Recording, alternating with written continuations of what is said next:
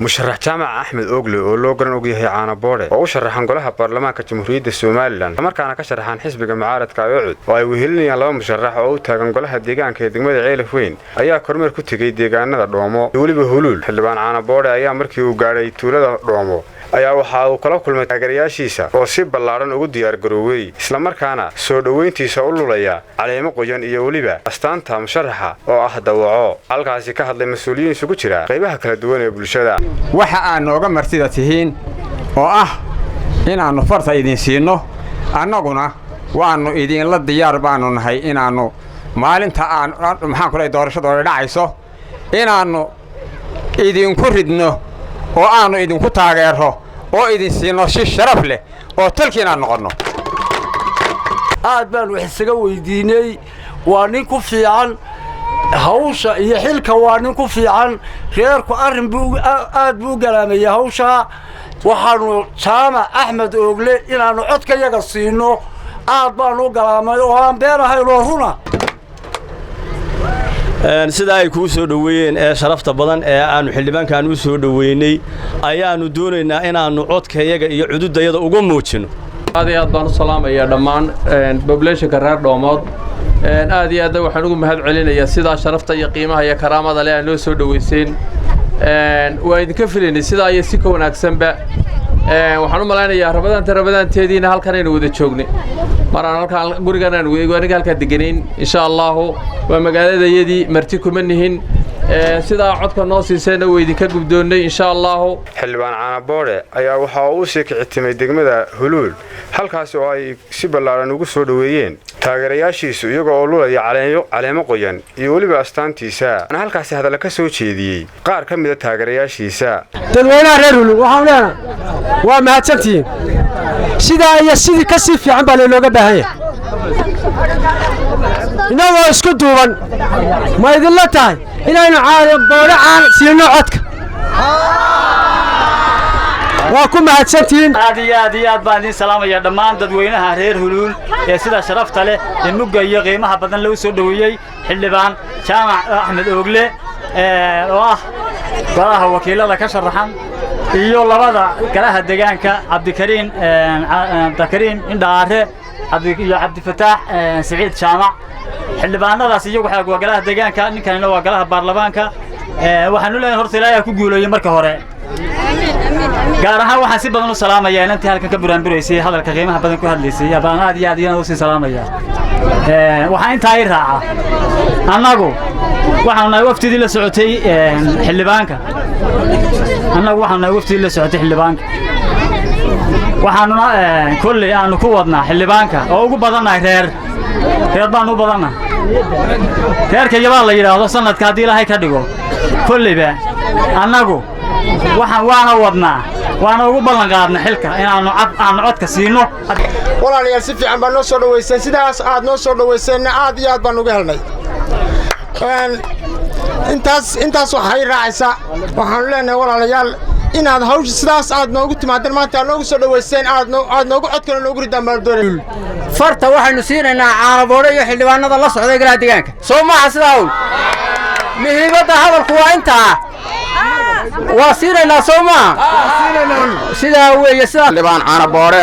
waa aragtaan waa nin qaaliya dhul badan buu soo maray safar baanu hayn dheerin badan buu soo maray meel kasta si sharaf iyo mug leh oo aad moodo laga aqbalay samada dadka waxa laga aqbalaa samada marka laga aqbalana insaanka lagu dhuftaa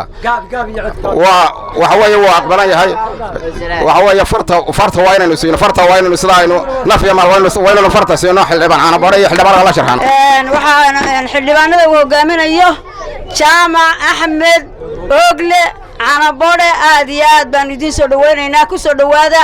magaaladiini Huluul hooyo ku soo dhawaada Huluul hooyo weeyaan deegaankaas areediin kaasaynu maxay tahay ka sharaxantiin waanu idin ku soo dhaweynaynaa kuna soo dhawaada dhamaantiin dadweynaha meesha xusbiga Caana Boode waanu soo saarnaa waanu hambalyeynaa assalaamu dhammaan degmada Huluul waxay u taageersatay xusbiga Ucud sanadkeena soo saartay xusbiga Caana Boode aad iyo aad baan u soo saarnaa waxaan kaloo idin sheegayaa xisbiga kulmiye halkan waan daawaday iyagoo hadlayaan golaha deegaanka nin baarlamaana iyo 4 golo deegaana runtii waxay yidhaahdeen hadalladooda waxaa ka mid ahaa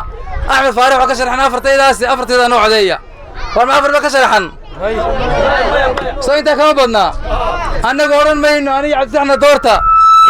iyo xildhibaanka waxaanu leenahay waar iyagana doorta annagana doorta oo soo saara xildhibaano badan axmed faarax soo saara oo ka wadani soo saara kuwa cudqaab ka saara oo soo saara kuwii idin anfacaya wax idin taraya aqoon leh ee wax idin ku hagaya ee anfac leh soo saara runtiina kulmiye xisbiga kulmiye igar hali hada in yar hadan dheereeyay xisbiga kulmiye waxa la yiri ariga maarta marka la xawarinayo ama marka geediga loo wado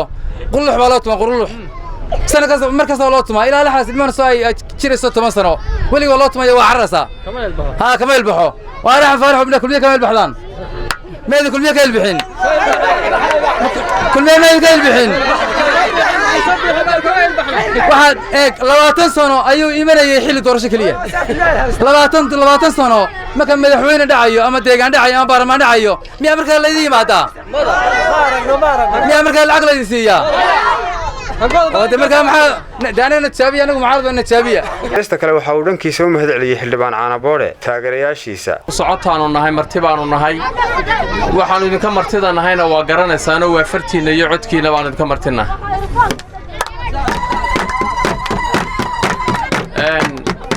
kulley dee doorashaas inagu soo fool leh dhacaysa doorashada dhacaysa rag badan baa u tartamaya qodobka koowaad horta aan kula talinaya waxa weeye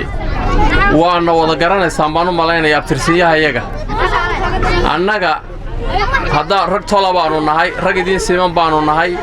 hanugu kala dooranina qabiil idinkuna ha culuubina waxa nagu kala doorataan oo kali ah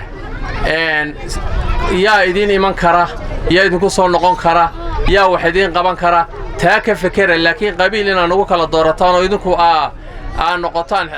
reer aan noqotaan taa inaad iska ilaalisaan baan idinkula dardaarmaya ta kale kulli anagu xisbi mucaarada baanu ka soconnaa horena looma tijaabin oo dee waxaan u malaynayaa 20 sano dambaba kulmiyayna haystay kulmiya dee wuxuu yahay hadduu wanaagsan yahay iyo hadduu xun yahayba waa soo aragteen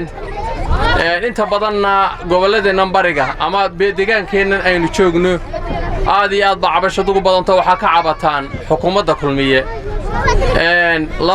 laba mid suuro geli mayso